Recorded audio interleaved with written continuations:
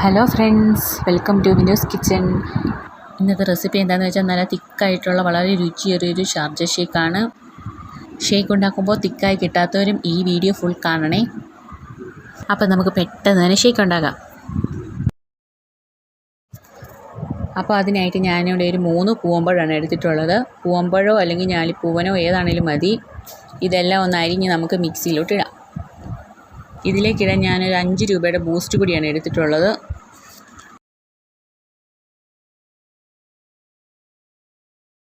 കൂടാതെ ഇതിലേക്ക് 3 സ്പൂൺ പഞ്ചസാര കൂടി ഇട്ട ശേഷം നമുക്കിതൊന്ന് നന്നായിട്ട് അരച്ചെടുക്കാം.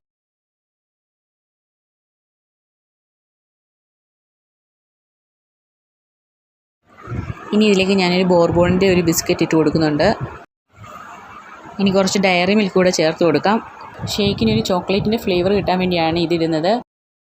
ഐസ് ക്യൂബും കൂടെ ചേർക്കുമ്പം ഷേക്ക് നന്നായിട്ട് തിക്കായിട്ടിരിക്കും. അപ്പം നമുക്ക് ഇതുകൂടെ ഒന്ന് മിക്സിയിലേക്ക് ഇട്ട് കൊടുക്കാം. ഇനിയാണ് മെയിൻ ഐറ്റം, കട്ടപ്പാൽ. ഇത് ഞാൻ ഒരു ദിവസത്തിൽ കൂടുതൽ ഫ്രീസറിൽ വെച്ച് നന്നായിട്ട് കട്ടയാക്കി എടുത്തിട്ടുള്ളതാണ്. അപ്പോൾ നമുക്ക് ഇത് കൂടി ഒന്ന് മിക്സിയിലേക്ക് ഇട്ട് കൊടുക്കാം. ഇതെല്ലാം കൂടെ നമുക്കൊന്ന് അടിച്ചെടുക്കാം.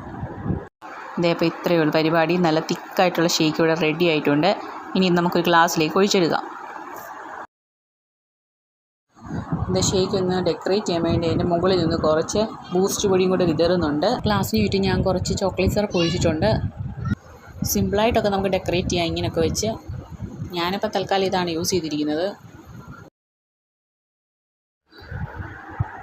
ഞാൻ ചോക്ലേറ്റ് സിറപ്പ് ഉണ്ടാക്കുന്നത് ഇങ്ങനെയാണ്. കുറച്ച് ചോക്ലേറ്റ് ഒരു പാത്രത്തിലെടുക്കും, എന്നിട്ടത് നല്ല ചൂടുവെള്ളത്തിലേക്ക് ഇറക്കി വെക്കും ആ പാത്രം. അപ്പോൾ കുറച്ച് കഴിയുമ്പോൾ ഇതൊന്ന് മെൽറ്റായി വരും.